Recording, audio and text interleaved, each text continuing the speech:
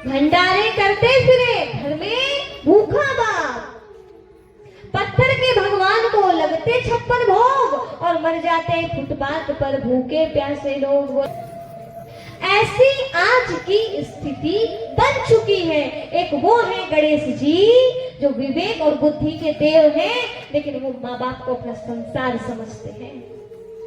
और एक हम हैं जो 2, 4, 5, 10 रुपया क्या कमा लेते, अपने आप को बहुत बड़े शहंशाह समझते हैं। जिसने पैदा किया उसका कर्ज तो अभी पूरा नहीं किया है। कर्जदार हो याद रखना, जिंदगी भर भी कर्ज कर लो ना पूरा, चुकाने की कोशिश करो पर चुका नहीं पाओगे। इसीलिए बड़े प्रेम से आप एक कोशिश करना, थोड़ी कोशिश करना, यदि घर में माँ बाप है तो खूब सेवा करना। कभी भी 1 रुपए की मांग मत करना।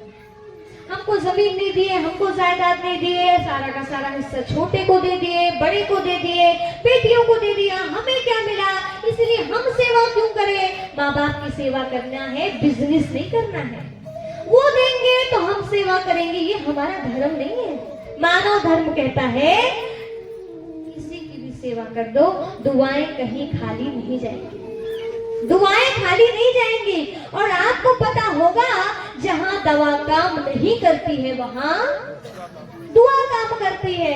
पर आज का सबसे बुद्धिमान मानव सबसे बड़ा कम बुद्धि का काम करता है। दवा खरीद के पूरा घर में मेडिकल स्टोर ला के रख लेता है। पर दुआ कमाने का टाइम आज होता है। थोड़ा सा समय निकाले, प्रेम से मीठी मीठी 2 बातें बोल दें, है या नहीं है। एक पिता ने पुत्र जो बहुत बड़ा ऑफिसर बन गया है, पुत्र के कंधे पर ऐसे हाथ रखा, पुत्र की गद्दी, पुत्र जो है बैठा था कुर्सी पे, पीछे से गया और पकड़ लिया और बोले बेटा बताओ दुनिया का सबसे ज्यादा अच्छा इंसान कौन है। पिताजी बड़े अच्छे से मुस्कुराते हुए सुनना चाहते थे, क्योंकि बेटे से बहुत प्यार करते थे।